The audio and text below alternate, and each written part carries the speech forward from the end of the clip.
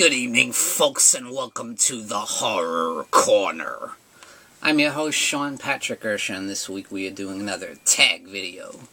This is called the Top 10 Worst Horror Franchises tag.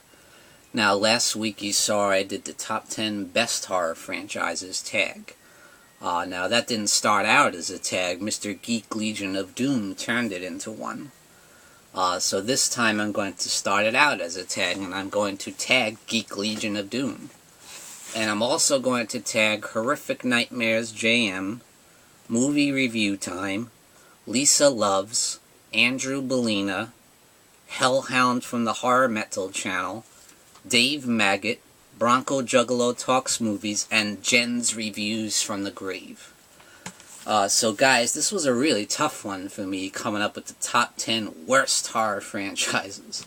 Because there's just so many bad horror franchises. It's really tough to pick what's worse than the other, you know? It's easy for me to pick the best, but there's so many bad ones. So let's get to the dishonorable mentions.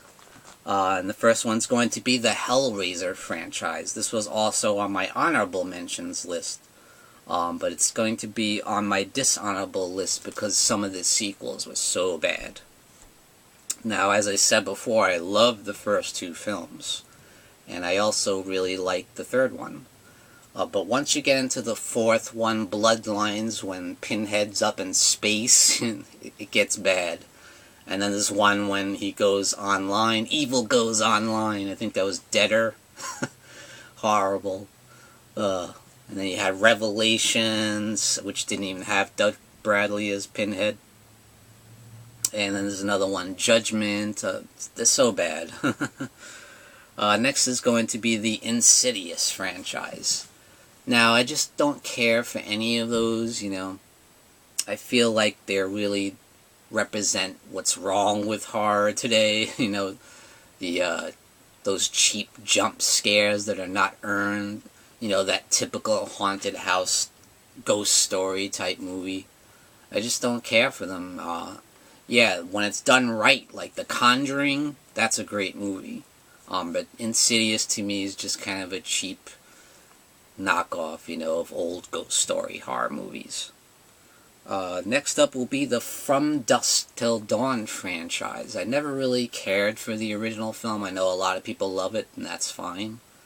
I like how it started off as a crime drama. You had Quentin Tarantino and George Clooney in there. It started off like a Pulp Fiction type movie.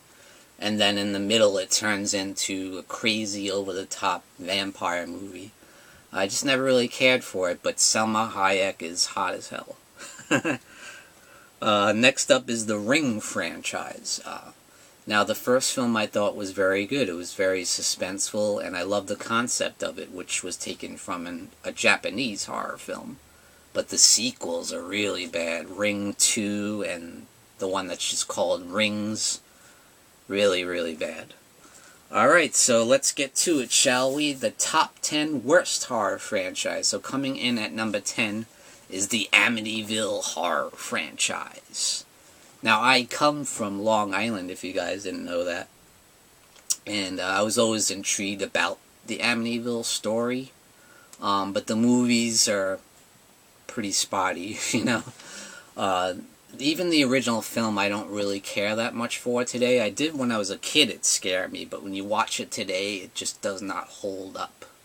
I know sometimes in horror, less is more, but I feel like today it just doesn't work. I did enjoy Amityville 2, The Possession, because that was based on kind of the real events that happened, the murders with the DeFeo family. But of course it turns into an Exorcist knockoff like halfway through. But then you got the sequels after that, just horrendous. Like, there's one, The Doll House, and then there's one about the grandfather clock that came from the house, so they're really bad. Alright, next up, number 9 is Silent Night, Deadly Night franchise. Now, the first one is a classic slasher film. And I love that it caused all kinds of controversy when it came out, because you have a killer Santa Claus, or at least it's a crazy serial killer dressed up like Santa Claus. But just that symbolism really didn't, really pissed people off, you know. But I really enjoyed the film. It had some nasty kills, you know.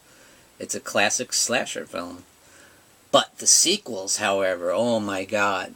Silent Night, Deadly Night Part 2 has to be one of the worst sequels ever. Not even just horror, just period. It is so incredibly bad.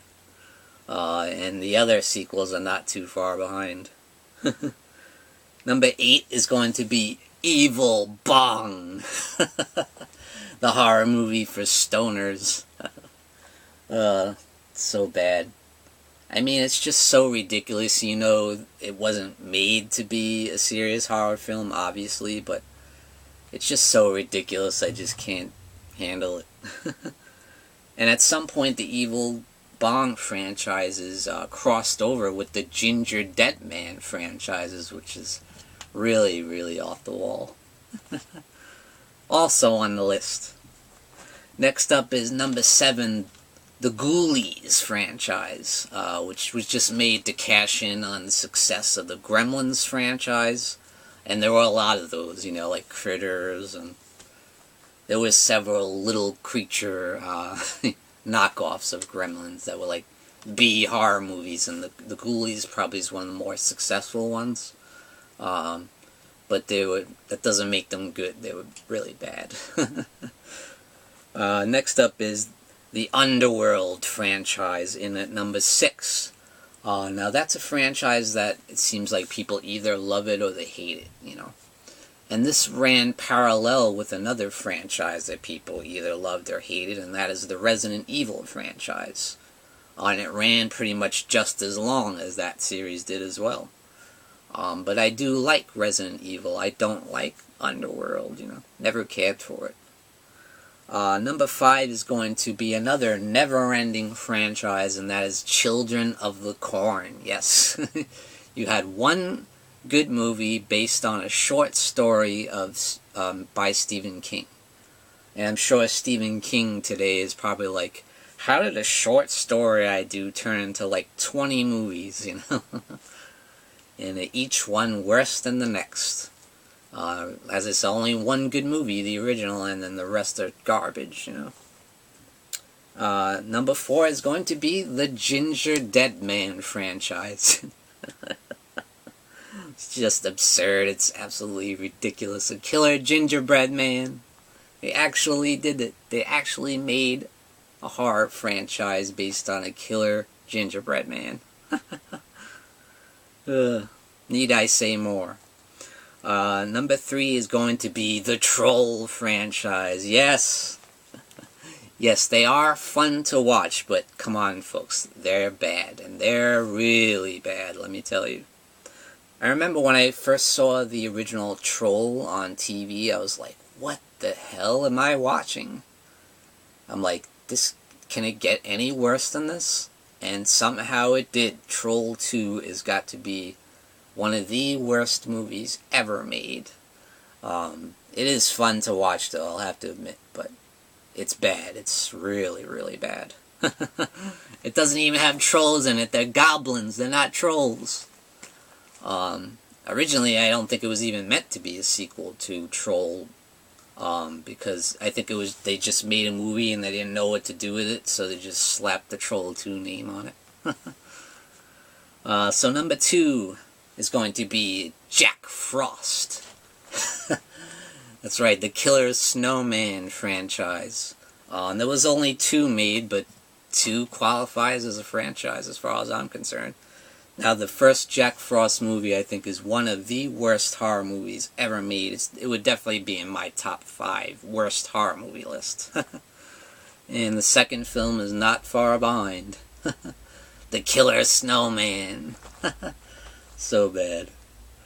Now the ultimate sinner, number 1, is going to be the Howling franchise. Now, this is one that really pisses me off. Because I love the original Howling from 1981. That is my favorite werewolf movie of all time. Excellent, excellent horror film from 1981. And yeah, 1981, phenomenal year in horror, and Howling is no exception. Excuse me. Absolutely love the film, and it really annoys me that they never put effort into any of the sequels. They didn't try and get Joe Dante back to direct it. They didn't try to get Elizabeth Brooks, who was, spoiler alert, still alive at the end of the first Howling. So they could have had Elizabeth Brooks come back as Marcia Quist, who is an awesome character. I love Marcia Quist in the original film. And she would have been great as a lead for the sequel, you know. They could have brought Joe Dante back. They could have brought Rob Bottin back to do the effects. And they should have had a bigger budget for the sequel, so the effects probably would have been even better. But somehow it managed to be cheaper and more low budget than the first one. How can that happen? Because the first one was successful. It's just so frustrating, you know. And then they come out with Howling 2, Your Sister as a Werewolf. The only good thing about that is Sybil Danning, because she looks hot. And they throw that right in your face at the end, the credit scene. And they play that one nude scene over and over. It's like they're throwing it in your face that's the only good scene in the movie. It's the only reason to watch it. And somehow they got Christopher Lee, the great Christopher Lee, to be in this movie. I don't know how they got him to be in this abomination. And then, of course, you had Howling 3, The Marsupils. God-awful. Then you had Howling 4, the original Nightmare, which I remember back in the day I got excited about. I'm like, oh, what are they going to go back to the roots of the original? Is this going to be good? No. Garbage. And then there's one about circus freaks. It's like, what the hell am I watching? Is this a werewolf movie? What is this?